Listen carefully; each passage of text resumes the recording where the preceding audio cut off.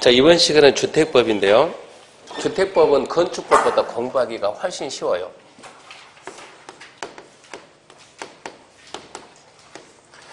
주택법은 자 크게 이렇게 되어 있습니다. 제1장 총설 파트에서 이 법에서 사용되는 용어 배우고 제2장이 주택의 건설에 관한 사항인데 주택의 건설에서는 뭐가 있냐 그러면 다른 법은 시행자라고 하는데 주택법의 용어를 사업주체라고 해요.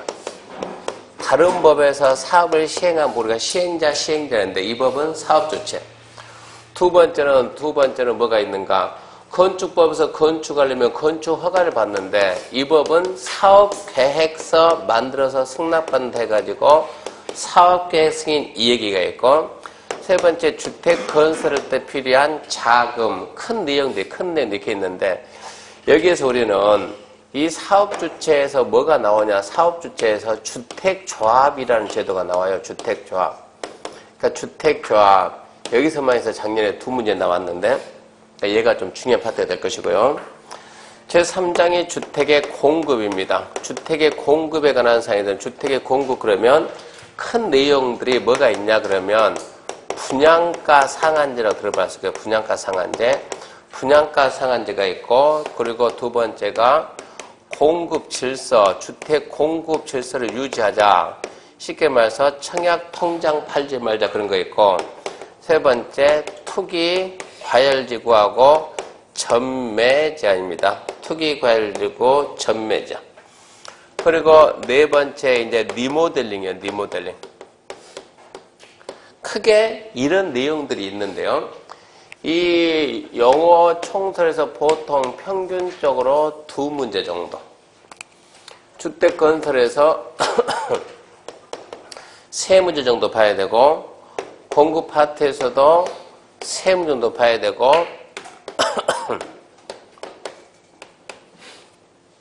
안 나오든가 한 문제 나오든가.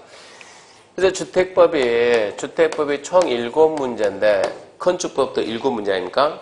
일단은 건축법보다 분량도 작고 건축법은 4문제 바라보는데 주택법은 4문제나 5문제까지도 좀 바라볼 수 있어요. 그러니까 공부하기가 건축법보다는 훨씬 쉬워요. 건축법은 숫자가 되게 많잖아요. 숫자. 근데 주택법은 숫자가 별로 없는 법이니까 공부하기는 좀 더 쉬울 거예요. 자, 넘겨보면 656페이지 1장 총칙 해가지고 1번 목적은 무시하고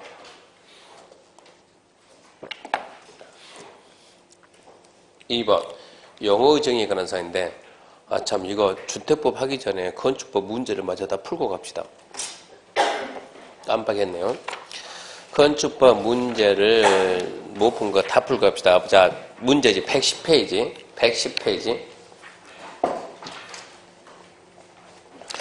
문제 110페이지 면적 산정 등 나옵니다. 1번 건축법령상 면적, 층수, 산정 방법 틀린 것은 1번 건축물의 1층이 차량 주차에 전용되는 필로티, 차량 주차에 전용되는 필로티 면적은 바닥면에 산입한다는다? 안 한다. 2번 층고 2m인 다락은 산입한다 안 한다? 한다죠. 1.5 이하는 제외니까 2m면 한다 그래야죠. 3번 용적률 산정할 때 초고층 건축물의 피난 안정구역 면적은 연면적에 포함시킨다 안 시킨다? 지, 주, pp 제외 포함하지 않는다죠. 4번 층 구분이 명확하지 아니한 건물은 몇 m마다 한 층? 4m마다 한 층. 5번 발코니 바닥은 전체가 바닥 면적에 산입된다? 아니지. 산입되는 부분도 있고 안 되는 부분도 있죠. 5번은 틀렸죠. 2번 건축물의 면적, 높이 등의 산정 틀린 것은 1번 틀린 거 1번 건축물의 부분에 따라 층수를 달리하면 층수는 가중평균 층수입니까? 제일 많은 층입니까? 제일 많은 층. 2번 건축 면적은 원칙적 건축물 외벽, 중심선 둘러싸인 수평투입 면적 맞죠? 3번 지상층 주차용 사용되는 면적은 용도를 산정에 산입하지 않는다. 지주, PP, 지하층, 지상층 부속 주차장 제외죠. 4번 지하층은 층수에 산입하지 않습니다. 5번 층 구분이 명확하지 아니한 건물은 4m마다 한 층입니다. 답은 1번이고 3번 건축과 관련 설명이다. 옳은 것은 모두 고른 것은 이 형태가 가장 쉬운 형태거든요. 옳은 것만 틀린 것만 해가지고. 기억 지하층은 건축물 바닥의 지표면 아래에 있는 층으로 바닥에서 지표면까지 평균 높이가 층 높이의 얼마 이상? 2분의 1. 그러니까 기억은 틀렸으니까 봐봐요. 1번, 2번이 자동 탈락됐죠? 그러면 이제 니은 개축이네. 개축. 건축물이 천재지변 그 밖에 제로 멸실된 경우 대제 정정과 같은 규모를 달성하는 거 그건 개가 아니고 재축이죠. 니은이 있으면 안 되니까 3번, 4번 틀렸으니까 답은 그냥 5번. 간단히 나온 거예요. 대급 볼까요? 기둥을 2개 증제해서 높이를 높였다, 넓혔다, 높였다, 늘린다. 그러면 증축이에요. 증축. 늘어났으니까. 근데 연면적은 하나의 건축물의 각층 바닥면 합계를 말하는 것으로서 영점 선정할 때 청소가 50층 이상인 건물을 뭡니까? 초고층, 초고층. 초고층 건축물의 피난 안쪽의 면적은 연면에 산입하지 않는다. 좋아요. 4번 지하층이 2개 층이고 지상층 전체가 층 구분이 명확하지 않은 건물로서 건축물의 바닥 면적은 600이며 바닥 면적 300에 해당하는 부분은 높이가 12m, 나머지 300에 해당하는 높이가 10m. 이러한 건물의 층수는 몇 층이냐? 이런 문제 딱 나오면 문제 풀다가 딱 나오면 바로 패스. 첨장 가서 무슨 생각에 합격을 해야지. 합격을 해야지. 40문제 공법은 40문제 뿌듯하게 다 풀면 다는 건데 떨어져요. 그러니까 우리가 이제 문제풀이 하면서 어떤 문제를 안 풀 거냐 이거를 배워야 된다고. 40문제가 딱 나오면 뭐를 내가 빨리 포기할 것이냐.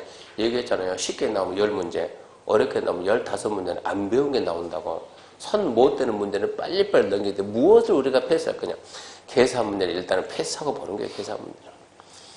4번 출제위원 머리가 엄청 좋아요. 이 층수를 말로 다 풀었어요.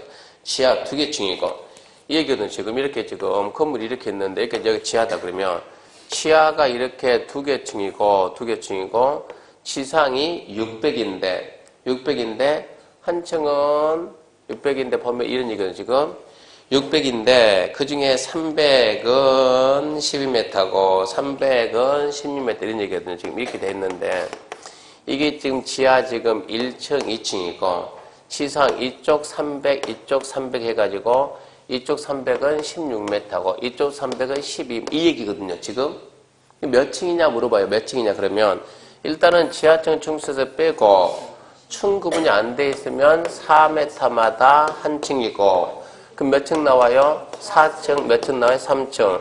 층 구분이 서로 달라 보이면 제1 많은 층. 지금 이 얘기거든요. 그림 설명하면. 근데 이거를 말로 풀어놓으니 말로 읽어서 얼른 이해가 되겠냐고 안 된다고. 그러니까 일단 먼저 패스하고 다른 문제 싹 풀고 그러고 다시 온다고 다시. 공법에서 계산 문제는 웬만해서 틀리라고 안 나와요. 웬만해서는 계산 문제, 공법에서 계산 문제 내가지고 틀리셔. 그런 문제 안 맞는다고. 대부분 맞추라는데 이 문제 형태가 나올 때마다 계속 바뀌어요. 새로운 문제. 우리가 연습했던 문제, 이거 똑같이 나온다 그러면 금방 풀죠. 근데 전혀 문제를 새롭게 만들어내니까 처음 보면 우리가 당황스러우니까 계산 문제 무조건 패스. 5번 거음표를 영전을 높이지 않은 틀린 것은 1번 거음표는 대지 면적에 대한 건축 면적 비율이다. 맞죠? 건대. 영정률 대지 면적 연면적 비율이다. 연대. 3번 거음표 영전을 최대한 대로 원칙적으로 국계법 규정을 따릅니다. 4번 건축법이 완화할 수 있지만 강화할 수 없다. 그건 아니지. 완화 강화할 수 있다 그래야지. 틀렸죠. 완화도 되고 강화도 된다. 5번 1조등 확보를 위해서 필요하면 높이가 제한될 수 있습니까? 있죠. 1조 앞으로 높이 제한도 있죠. 6번입니다. 건축법령상 대지 면적 160인 대지에 건축되어 있고 각층 바닥 면적이 동일한 지하 1층, 지상 3층 하나의 평지 건물에서 영정률이 150일 때 건물의 바닥 면적은 얼마냐? 그럼 도대체 뭘 물어봤냐 이 사람이 지금. 근데 이런 문제를 우리가 자꾸 봤으면 이거 금방 풀거든요. 이 똑같은 형태의 문제를 몇 번 풀어봤으면 그냥 문제 읽으면서 바로 쫙 끝나는데 이거 처음 보거든 이러면은. 자 다시 뭐 대지 면적이 160인데 대지가 이렇게 대지가 160이 있다. 이렇게 160. 160이 있고, 그리고 각층 바닥 면적이 똑같은 지하 1층, 지상 3층이다. 똑같은데 이렇게 지하 1층하고 이렇게 지상 이렇게 3층이 있다는 게 똑같이 이렇게 똑같은 지하 1층, 지상 3층 있는데 용적률이 150일 때 바닥 면적이 얼마냐? 그러면 용적률이 뭡니까? 그러면 뭐기 뭡니까? 연대지가 아닙니까? 대지 면적은 얼마고? 160인데 용적률이 몇 프로라고? 150%라고. 그럼 연면적이 160에 1.5배 아닙니까? 1.5배. 160에 1.5배면 얼마입니까? 240이겠죠. 240인데 이때 240은 얘 빼잖아요. 얘 빼고 이거 3개 해가지고 얼마라고? 240이지. 3개 해가지고 지하를 빼니까 용적률 할 때 뭐 뺀다고? 지주 PP 제외. 지주 PP 제. 그러니까 지하 뺐으니까 이거 그래봤자 너 이거 3층짜리나 3층짜리 이러면 되잖아요. 그럼 한 층의 면적 얼마였다고? 80이었지 이런 얘기요. 풀고 나면 별것도 아닌데 이걸 말로 읽으면 이게 되겠냐 이런 얘기요. 그러니까 일단은 계산 문제 먼저 패스하고 끝난 다음에 다시 오고. 결론은 80이 되고 그 다음에 건축 허가입니다. 1번 건축법령상 건축 허가 등에 관한 설명이다. 틀린 것은 1번 21층 이상의 건축물 등 대량이 증가하는 용도 규모의 건축물 광역시에서 건축할 때는 광역시장 허가받아야 된다. 이거 했잖아요. 21층 이상 10만 이상 공장 창고 제외 특별시 광역시에서 건축하면 특별시장 광역시장 허가한다. 1번은 맞네요. 2번 시장 우선은 21층 이상의 건축물 허가하려면 미리 계획서, 설계서, 첨부해서 도지사 승인 특별시 광역시장이 허가한 걸 도지사는 승인한다고 했으니까 똑같고 3번 건축하거나 착공 제한할 때 제한기간은 2년 이내라 돼 연장은 몇 해 몇 년? 1해 1년 틀렸죠. 1해 1년 4번 허가받은 자는 허가 신청서에 국토부령이 정하는 설계도서를 첨부해서 허 제출 뭔가 들고 가야지 함재 쓸 내용이 아니고 5번 허가권자는 주택에 대한 건축허가 받은 자가 허가받고 몇 년 내 착수 안 하면 2년 내 안 하면 취소해야죠. 2년 내 착수했으나 완료 불가를 인정하면 허가 취소해야 된다. 일반 건물이 몇 년이고 2년이고 공장 몇 년이고 3년 그러니까 일부러 주택 썼잖아요. 주택은 2년 내 착수하면 취소한다. 2년 내 착수했다 하더라도 공사 완료 불가를 인정하면 취소해야 한다. 그러니까 틀린 건 3번이고 2번 시장 군수가 허가해서 도지사 승인 받아야 되는 건물은 자 1번 2번은 뭡니까 이거였죠. 21층 이상 연면적 10만 이상 연면적 10분의 3 이상 되는 증축으로 21층 이상 10만 이상 공장 창고는 제외한다 그랬죠. 근데 1번은 10분의 2 증축하지 말고 10분의 3 해야지 21층은 좋아하는데 공장 창고는 아니지. 2번 10만원 좋아하는데 뭐가 아니라고? 공장 창고는 아니라고요. 3번 자수 주교 이게 지금 연습이 안 되는데 차수 그러면 3천 주교 위수 차수 3천 주교 위수 그렇게 해야 문제를 빨리 풀려요. 차수 3천 주교 위수 그럼 3번이 자연환경이니까 자잖아요. 자 그러면 숫자가 뭐가 있어야 돼요? 3층이 있다든가 1000이 있어야지. 근데 900하고 2층이면 안 되잖아요. 규모가. 자 4번은 주나네 주교 그럼 뭐라고? 위수 주간하게 뒤에 뭐가? 위락 숙박이 있습니까? 있잖아요. 숙박. 그러면 승인 받아야죠. 5번은 자수 뭐라고요? 3천 수 나죠? 수주별 수 3층이 나오든가 1000이 나와야 되는데 900이고 2층이면 안 되잖아 이런 얘기요.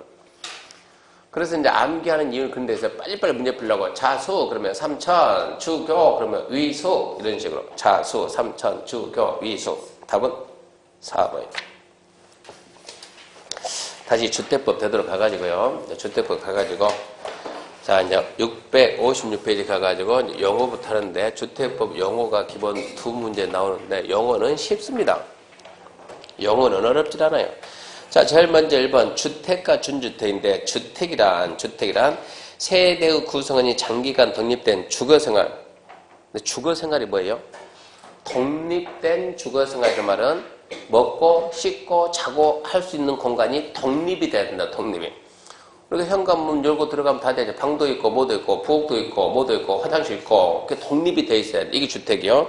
독립된 주거생 할 수 있는 구조된 건축물의 전부된 일부 및 줄거봐요. 부속 토지 말하며 부속 토지도 주택법은 주택으로 본다. 본다. 그리고 또 줄거봐요. 뭐로 구분한다. 단독, 공동. 주권이라고. 시험 문제는 단독주택, 공동주택, 복합주택 그러니까 복합으로 없고 단독하고 공동. 두 번째 단독주택입니다. 단독주택은 한 세대가 하나의 건물 안에서 독립된 주거생활을 할 수 있는 구조된 주택을 말하며 종류는 단독, 다중, 다가구입니다. 단독, 다중, 다가구. 주택법은 공간을 주택으로 안 봐요. 주택법은 공간을 주택으로 안 봅니다. 공간, 우리가 뭐 관사 같은 거 생각하면 되죠. 두 번째, 공동주택은 뭐가 있어요? 아파트 연립타야돼. 건축법에서 했던 거. 건축법에서 공동 뭐라고? 아파트 연립 다세대 기숙사 그랬는데 기숙사는 빼고 건축법은 기숙사를 주택으로 보지만 주택법은 기숙사를 주택으로 안 본다고. 기숙사가 뭡니까?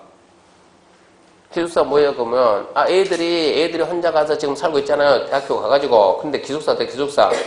그럼 거기서 혼자서 독립된 주거생활이 됩니까? 안 됩니까? 안 되잖아요. 원래 우리가 독립된 주거생활이란 엄마, 아빠, 아들, 딸이 한 가족이 모여가지고 먹고 씻고 자고 해야 되는데 독립된 공간에서 먹고 씻고 자고 해야 이걸 주택을 부르는데 기숙사는 그런 구조는 안 되잖아요. 그러니까 주택법에서 주택은 안 보지만 주거생활은 해야 안 해요? 하거든요. 주택은 아니지만 주거생활 하거든요. 그래서 조금 있다가 준주택. 그 준주택 나온다고, 준주택.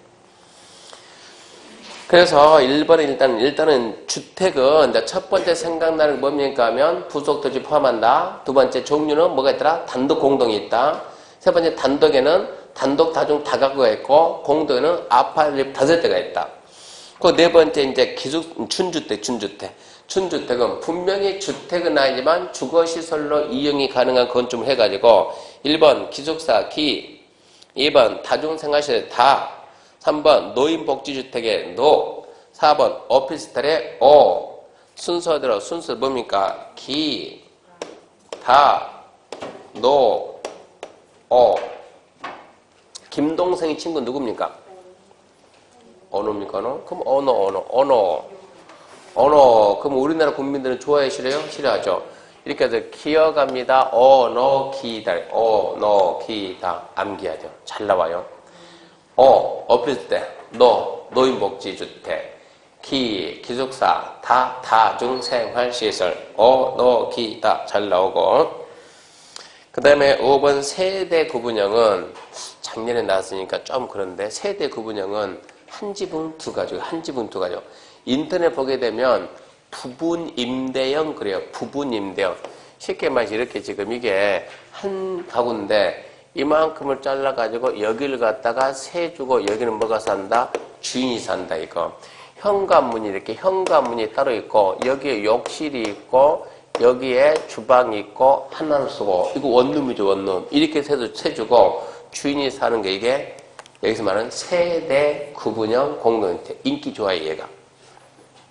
옛날에는 주택 평수가 크면 좋아하는데 지금은 크면 관리비가 많이 나니까 작은 거 좋아하다가 큰 거 가지고 있는 사람들이 나눠가지고 이 부분 갖다가 월세를 준다 그러면 이걸 가지고 충분히 관리비 낼 수가 있고 사는 사람도 일반 단독이 아니고 아파트니까 일단 아파트는 기본적으로 경비가 잘 돼 있으니까 기본적으로 그러니까 아파트니까 좋고 인기가 좀 좋거든요. 이게 세대 구분형인데 공동주택 내분간의 일부를 세대별로 구분 생활이 가능한 구조라되 구분된 공간 일부에 대해서 줄 거예요. 구분 소유할 수 있다 없다.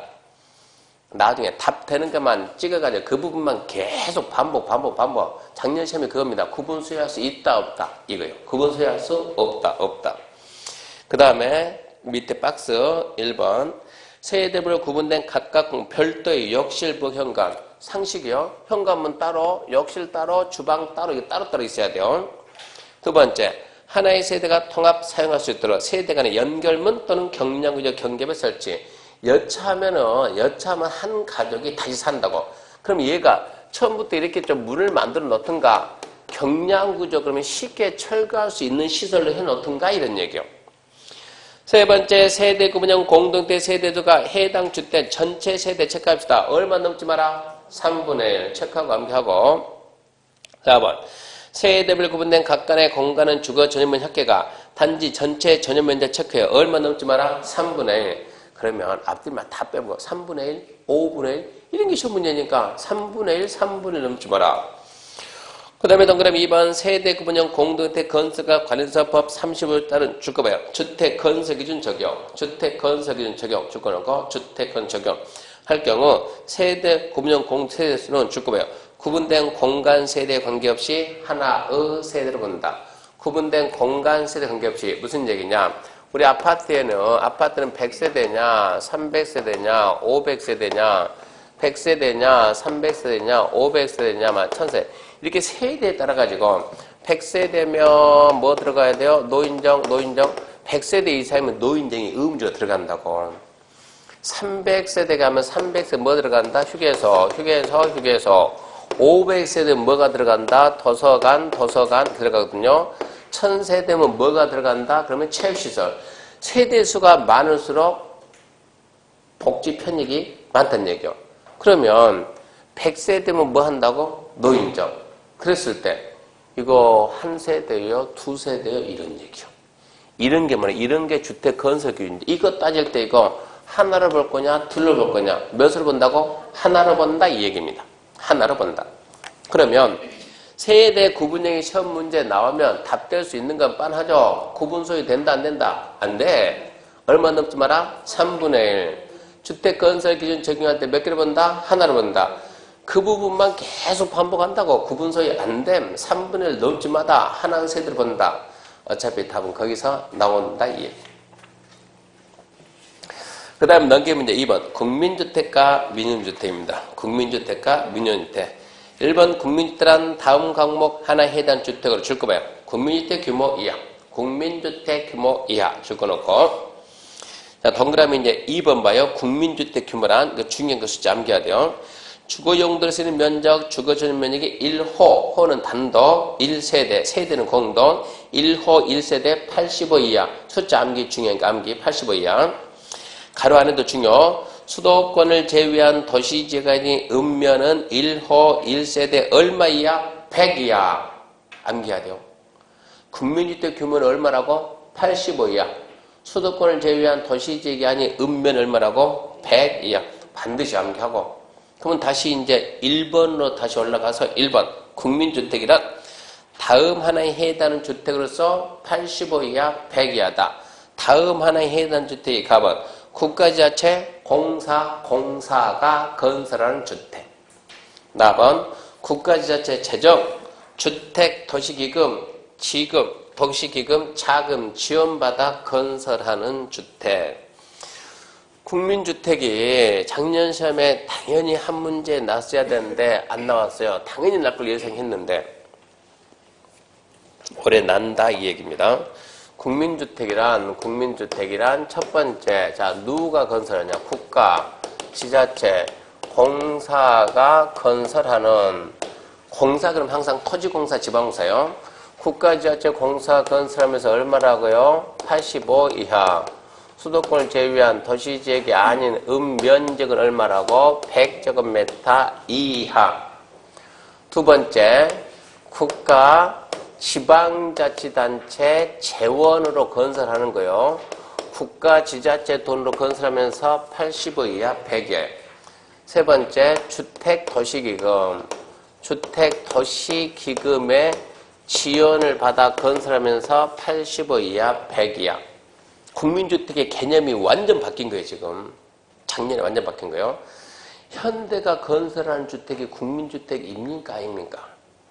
물어보면. 현대가 건설한 게 국민주택 이외 아니에요? 그러면 현대가 자기 돈으로 했으면 아니에요. 근데 현대가 국가나 지자체 재원을 해가지고 얼마 이하면 85, 100이요. 그거 국민주택이에요. 현대가 주택 도시기금에 지원받아가지고 85 이하, 100 이하지만 그거는 국민주택이에요. 국민주택. 그러니까 국민주택 개념 중요하니까 세 개 반드시 이거는 접어줘야 되고. 그 다음에 주거 전용면에 사는데 그건 나오지도 않고 민영주택이랑 군민주택을 제외한 게 민영주택이고 4번 도시형 생활주택 중요하죠. 당연 떠나오고 도시형 생활주택. 도시형 생활주택입니다. 도시형 생활주택. 우리가 일명 뭐라 그래요? 도생은 분양가 상한제를 적용합니까? 안 합니까? 분양가 상한제를 적용을 안 합니다. 적용을 안 하니까 좋은 것입니다. 토생은 분양가 상한제를 적용을 안 하니까 좋은 것입니다. 라고 설명을 하는 거예요. 제가 어디 중개사무소 갔더니 그 중개사무소에서 실장님이 설명하는데 토생은 있잖아요. 토생은 분양가 상한제를 적용 안 하니까 좋은 거예요. 그래서 제가 이해가 안 돼가지고 실장님 토생이 뭐예요? 물어봤더니 교수님은 토생도 몰라요? 아니 그냥 궁금해서 물어보는데 토생이 뭐예요? 그러니까 여러분들이 합격하고 나가서 직원을 채용할 때는 얘기했잖아요. 증 있는 사람 안 쓴다고. 증 있는 사람 안 쓰고 없는 사람 쓰는데 없는 사람은 중개적으로 했다 안 했다? 안 했다. 토생의 개념이 있다 없다? 없어요. 소장이요. 도생 얘기하니까 실장이 따라서 도생 따라서 말하는 거예요. 한참 말하다 6개월 지나면 이제 입에 익는 거예요. 그래가지고 도생은 분양가 상한제, 그 사람은 분양가 상한제 몰라요. 분양가 상한제 적용 안 하니까 좋은 거예요. 이게 맞는 말이에요? 틀린 말이에요? 제가 이해가 안 돼가지고 토생이 뭐예요 실장님? 눈을 봐야지 눈을 어디 보고 있냐고. 실장님 도생이 뭐예요? 그러니까 그 실장이 교수님은 도생도 몰라요? 아니 그냥 궁금하니까 도생이 뭐냐고. 이 친구는 몰라요 도생이 뭔지. 근데 왜 실장님은 그걸 보고 도생이라고 해요? 아 소장님이 도생해서 소장님이 내가 이거 소장님이 도생을 했다니까. 그러니까 도생이지. 두 번째 그래요? 그러면 분양가 상한제가 뭐예요? 물어보니까 교수님은 그것도 몰라요? 그러니까 분양가 상한제가 뭐냐고. 아니 분양가 상한제지 뭐냐고. 분양가 상한제라고. 그러면 무엇에다 분양가 상한제를 적용해요? 아 여기다 하지 여기다. 그러니까 이분은 도생의 개념을 정확히 모르고 분양가 상한제를 정확히 몰라요. 적용을 안 하니까 그러면 좋은 거예요? 나쁜 거예요? 우리가 밖에 나가면 수업 시간에 배웠던 내용을 지주택이 뭐라고? 지주택. 실장님 이번에 지주택 들어갈래요? 지주택. 지주택이 뭔데요? 뭘 보고 지주택 그래요? 네, 그렇죠. 지역주택이죠. 지역 줄여가지고 지주택, 그러니까 말귀를 못 알아먹는 거예요. 근데 실장은 모르면서 계속 이제 지주택, 떨어진다고. 저쪽에 산다, 이제 저쪽 산다. 거기 200편 나왔더니 진짜 좋던데. 뭐라고요? 산다. 말을 이렇게 쓰다 보니까, 줄여 쓰다 보니까 문제가 되는 게 도생은 지금 뭐랍니까? 도시형 생활 뭐라고요? 주택의 주택. 도시형 생활 주택. 근데 주택인지 아닌지 이걸 모른다고 지금. 분양가 상한제 적용. 분양가 상한제 적용 뒷말 빼버렸네 이거. 분양가 상한제 적용. 무엇에다 분양가 상한제 적용해요? 상가, 공장, 어피, 주택, 땅. 아파트 그러지 말고 뭐라고? 주택에다. 분양가 상한제 적용 주택. 그러니까 도시형 생활주택은 분양가 상한제 적용 안 합니다.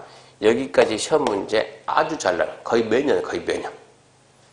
근데 뒷말은 근데 좋은 거다 그러면 이게 맞는 말이에요? 틀린 말이에요?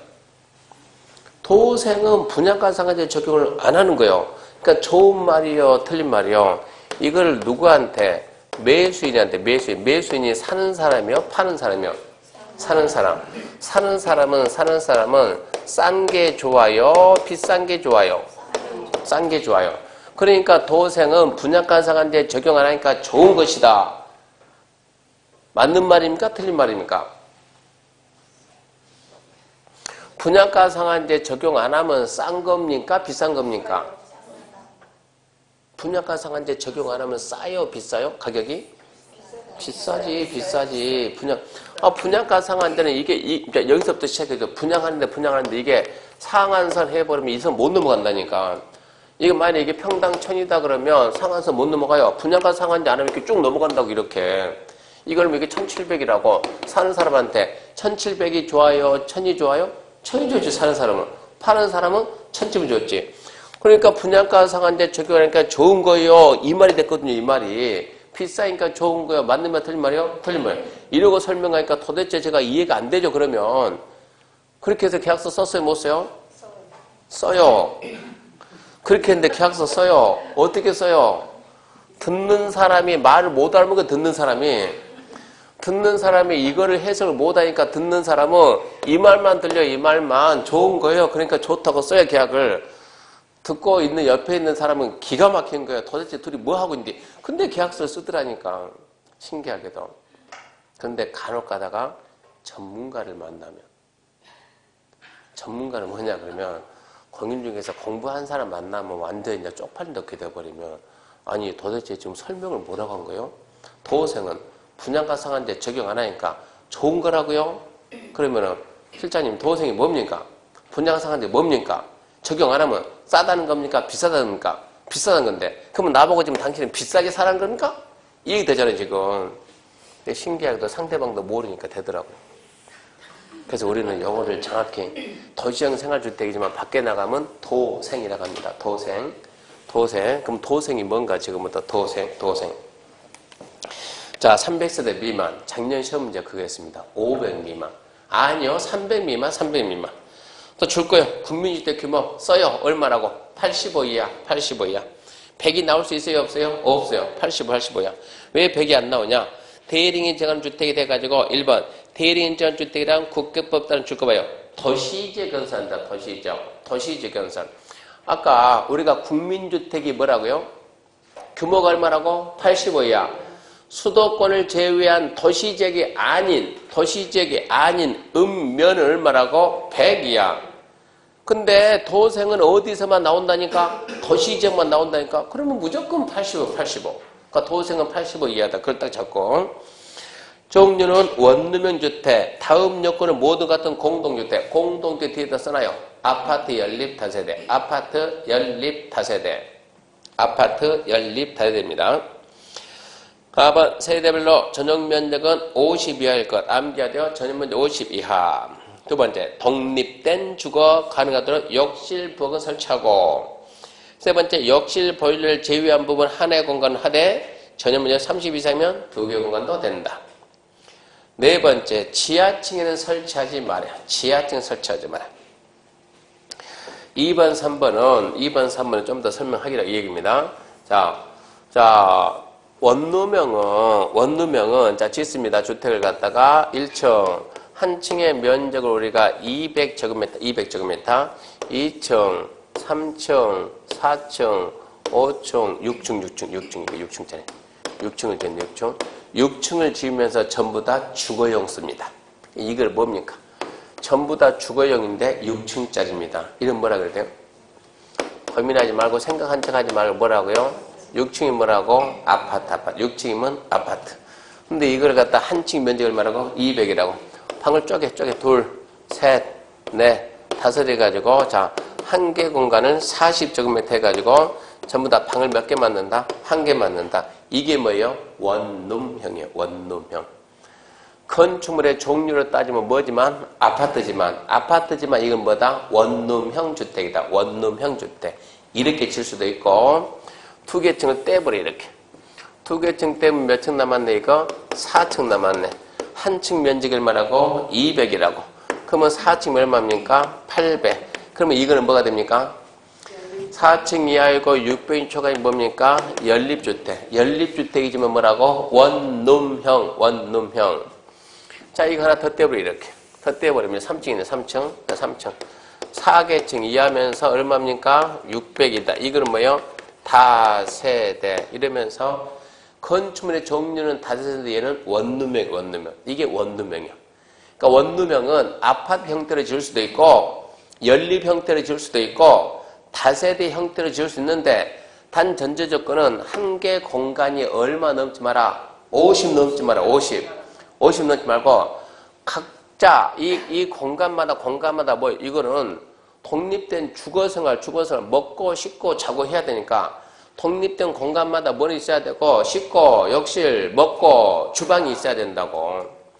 그러면서 세 번째, 이게 도생 크게 지어놓은 데 가서 보면 이게 중간에 복도가 있고요. 좀 크게 지어놓은데 중간에 복도가 있고 쫙 해가지고 그냥 방을 갖다가 여기가 막 양쪽으로 쫙 해가지고 1호, 2호, 3호, 4호 쫙 나오겠죠. 쫙 해가지고 자 2호 문 열고 들어가면 현관문을 쫙 열고 들어가면 왼쪽에는 신발장이 있고 오른쪽에는 여기에 뭐가 있고 여기에 욕실이 있고 욕실은 물 쓰니까 물이 사방 튀면 된다 안 된다? 안 된다. 그러니까 욕실은 막아야 되고 그러면서 뭐가 있고 문이 있고 욕실 옆에 여기 가게 되면 여기에 반쪽에서 뭐가 있고 인덕션이 있고 옆에 뭐가 있고 싱크대 있고 인덕션 밑에 보면 옆으로 돌아가는 세탁기, 드럼 세탁기 있고 다 똑같아 구조가. 그리고 이쪽 가든 여기에 뭐가 있다? 둘 중에 하나 여기에 뭐가 있다? 보일러실, 탭이 이렇게 돼 있어요. 이제 이게 원룸이 자 원룸 독립된 주거 가능하게 욕실하고 부엌은 있어야 되고 물 튀면 안 되니까 가스 새면 안 되니까 욕실하고 보일러실을 제외한 부분은 하나의 공간. 이는 공간 아니 신발장이니까 하나의 공간 하되 이게 전용 면적이 얼마 이상이면 30 이상이면 두 개의 공간이 된다. 그리고 이것은 지하층에 하지 마라. 그러면 아니 두 개 공간이면 원룸이 아니잖아요. 투룸이지. 그럼 투룸이지. 두 개 공간이면 도생이라는 제도가 왜 나왔냐 그러면 여기 때문에 나온 거지 않은 도생은 서울 때문에 서울에서 전세난이 너무 심해지는 거예요. 전세난이. 전세는 있는 사람이 전세가요? 없는 사람이 전세가요? 있는 사람 없는 사람? 없는 사람. 서민이 전세를 가야 되겠는데 전세 집이 없다고 집이. 그러니까 왜 너나 없이 전부 다 서울로 들어오냐 서울로. 어디에서? 서울에서. 지금 앞전 대통령이니까 이명박 대통령 이때 당시에 그러니까 도세 나온 지 얼마 이때 당시에 서울의 전세난이 너무 심해진다고. 전세는 누가 다닌다고? 서민들은 주로 아파트 살아요? 연립 살아요? 다세 살아요? 그냥 굴파고 살아요? 주로 어디서 많이 살아요? 여러분은 서민이 아니니까 몰라요. 어디서 사는지도. 대부분 다세대 그런데 많이 사니까 서민들이 이사 가야 되는데 서민에는 기혼 부부도 있고 신혼 부부도 있고 아직 누구도 있고 시골에서 올라온 학생도 있고 서울로 잔뜩 올라왔는데 그 중에는 기혼 부부 애들 둘 셋도 있고 또 신혼 딸랑 둘이 사는 사람도 있고 대학생도 있고 그러면 기혼 부부가 살려면 방 하나 가지고 안 되잖아요. 그러니까 이 사람을 위해서 뭐를 만들고 연립이나 다세대를 만들어주고 신혼부부는 둘이 손잡고 자니까 방 하나면 돼야 안 돼요? 되죠? 뭐 만들어주고 원룸 만들어주고 학생들은 이것은 공간보다도 싸게 와야 되니까 그러니까 뭐가 들어가고 기숙사가 독립된 주거 안 돼도 얘는 뭐만 하면은 그냥 자고 안 보이는 데서 씻기만 하면 되잖아요. 밥은 같이 먹어도 되잖아요. 이렇게 해서 공급을 했는데 이게 없어지는 거예요. 없어지고 뭐 남았어요? 원룸형하고 연립 다세대. 근데 연립 다세대가 전용 면적 얼마까지 간다고? 85제곱미터. 85제곱미터면 큰 거예요? 작은 거예요?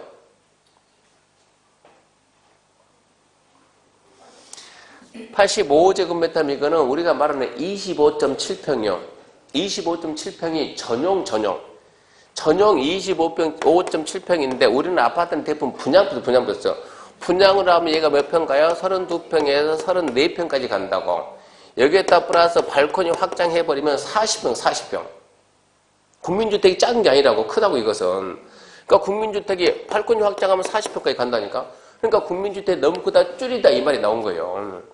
국민주택은 주로 서민용인데 무슨 서민이 40평 사냐 이래가지고 줄이자. 80에서 60으로 줄이자 그 말 나와가지고 야 서민은 큰 집 사면 안 되냐 반발하니까 지금 내분 거예요 지금. 이렇게 있는데 이렇게 사는데 문제는 원룸이 신혼부부 살다 보니까 이제 저는 원룸에서 신혼부부 사는데 자 어디에서? 서울입니다. 서울. 서울에서 원룸 사는데, 자, 보증금 얼마냐? 보증금 2천이다. 보증금 2천. 보증금 2천만에 월세다 그러면 적게 되면 월세금은 60만 이상 간다고 봐야죠. 저희 딸내미 신촌가에 있는데, 그것은 지금 다세대인 원룸 들어갔거든요. 예. 다세대인 공동주택 원룸 들어갔다고. 일반 원룸은 다가구에 다가구. 그런 단독주택에 다가구. 이 도생은 지금 전부 다 공동주택이요. 구분등기 된다고 안 된다고? 된다고. 이거 들어가는데 14평이면 이 지금 40제곱미터 몇 평 나옵니까? 한 12평? 이 정도 되는데 이거 얼마 들어간다고? 보증금 1,000에 월세가 얼마라고? 60만 원이라고. 그러면 생각해봐요.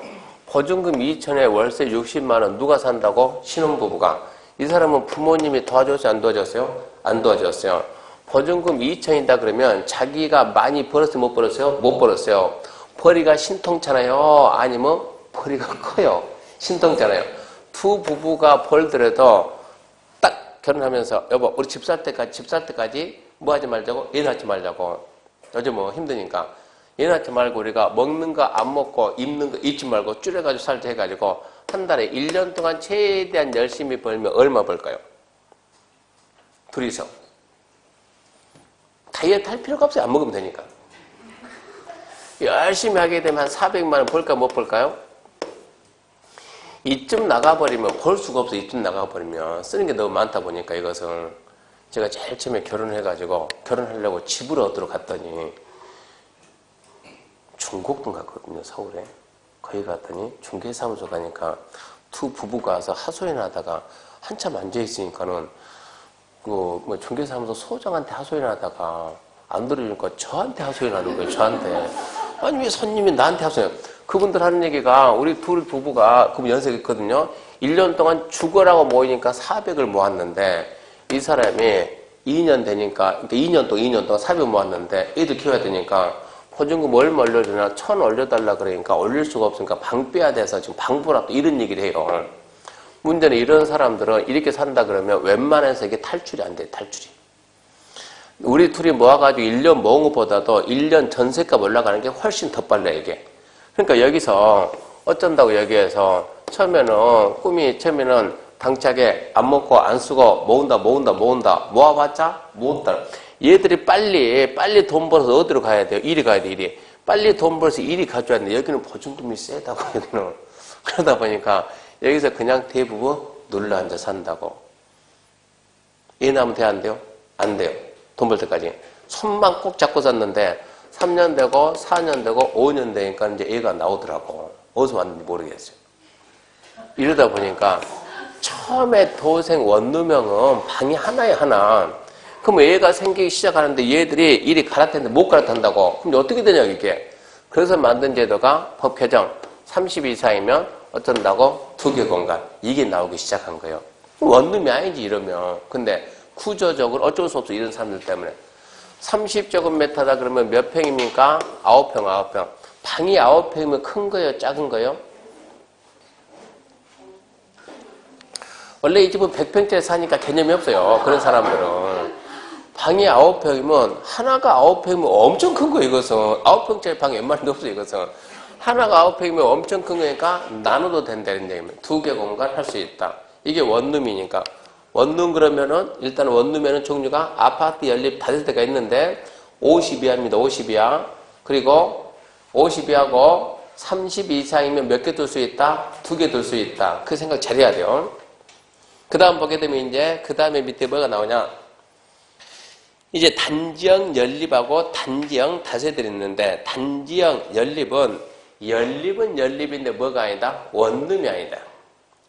다세대는 다세대인데 뭐가 아니라고? 원룸이 아니다. 무슨 얘기냐? 다세대 그 말은 4계층 이하이고 660 이하인데 원룸 형태는 아니다 이런 얘기요. 근데 둘 다 포인트는 시험에 안 나왔지만 둘 다 포인트는 건축인의 심의 거치면 몇 층까지 할 수 있다? 5층까지. 그걸 잡아놓고 5층까지 할 수 있다. 그 부분 잡아놓고요. 그리고 2번 신경 써야 돼요. 하나의 건축물에는 도생과 그 밖의 주택을 함께 할 수가 없다. 그 5가지 쫙 나오는데 그 부분 정리 좀 해야 되는데요. 하나의 건축물에는 도생과 그 밖의 주택을 함께 할 수 없다. 자, 하나의 건축물은 도시형 생활주택과 그 밖에 우리가 비도생 그럽시다. 그냥 비도생. 도생하고 비도생은 함께 할 수가 없다. 근데 두 번째, 이제 박스에 예외 두 개. 예외 두 개 뭐가 있냐면, 원룸형 주택하고, 비도생 중에서도 1세대. 1세대는 된다. 세 번째, 준주거하고 상업은, 준주거 지역하고 상업 지역은 원룸형하고 비도생이 된다. 이렇게 했어요. 그리고 네 번째, 단지형 연립하고 원룸형은 함께 안 된다. 다섯 번째, 단지형 다세대하고 원룸형은 함께 안 된다. 이런 식으로. 이 5가지 이해도 좀 잡아놔야 돼. 도생과 비도생은 하나 건물에 들어갈 수가 없다. 근데 원룸하고 비도생 1세대는 된다. 준주거하고 상업에서는 원룸하고 비도생이 된다. 연립 원룸 함께하면 안 되고 다세대 원룸은 함께하면 안 되는데, 앞으로 이게 종종 나오게 되는데, 원룸하고 비도생 1세대들이 뭐냐 하면, 원룸하고 비도생 1세대는 우리나라는 몇 세가 정년입니까? 대부분 60이면 정년되죠? 60이면 정년퇴직하고 인간이 몇 살까지 살 수 있어요? 120살입니까? 그러니까 처음에 태어날 때 공해에 찌들지 않고, 응? 좋은 공기만 마시고, 그러면 사람이 끝까지 살면 수명이 얼마까지 간답니까? 하면 140세까지 가는데, 140세대가 아니고 140세까지. 중간에 병들고 암 이런 거 없이 산다 그러면 인간 수명이 이만큼 살 수 있답니다. 근데 중간에 병 걸리고 암 걸리고 많이 죽는 것이지. 제 친구가 저한테 얘기했습니다. 저한테, 동희야, 왜? 너 잘 들어보세요. 너 재수 없으면 100살까지 산다 이 말이었어요. 재수 없으면 100살까지 산다. 이게 좋은 말이에요? 나쁜 말이에요? 재수 없으면 100살까지 산대. 빨리 죽으라는 얘기요. 오래 살라는 얘기요. 그래서, 아니, 너는 무슨 말을 그렇게 하냐. 야, 100살 살면은 남보다 오래 살고 장수하고 좋은 것이 왜 재수 없으면. 얘가 저보고 한 얘기가, 네가 몸 관리를 잘했다 가자. 네가 잘해서 신체 건강하니까 일했다 가자. 아무리 네가 건강해도 70세 넘어서 일할 수 있겠냐? 이 얘기한 거예요. 그러면 나머지 30년 동안 너는 준비가 안 돼 있으면 박스를 주셔야 되는데 30년 동안 박스를 준다고 해봐라. 이 얘기하는 거예요. 뭐가 안 돼 있으면, 준비가 안 돼 있으면, 준비가 안 되고 네가 100살 가보면 이게 재수없다는 얘기요.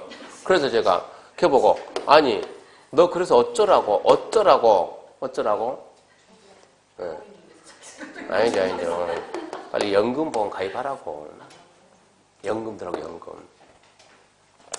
근데 우리나라가 60세 정년인데 이 정년 퇴직할 때 얼마 정도 들고 나옵니까? 제가 대구에서 수업하면서, 제가 화요일이 대구거든요. 대구 가서 퇴직할 때 그래도 한 20억은, 남편 퇴직할 때 20억은 들고 나오죠.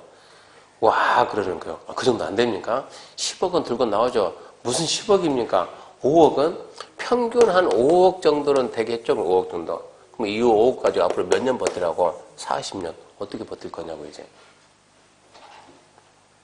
그래서 이 5억 퇴직금 들고 나오면 이것만 바라보는 사람이 있다고. 나오기만 기다리는 사람. 누구? 뒤에 사자 붙은 사람이 딱 기다려가지고, 자, 이것도, 이 사람들도 머리 진짜 좋아요. 이 사람도 등급 몇 등급? 1순위, 2순위, 3순위. 1순위 누구냐? 퇴직한 사람 중에서 누가 타겟 1순위냐? 누구? 경찰 공무원. 네. 2순위, 군인. 3번, 일반 행정직 공무원, 교직. 해가지고, 왜 얘가 1순위냐? 평생 나는 너 같은 사람만 잡으러 다녔다. 너 같은 사람만.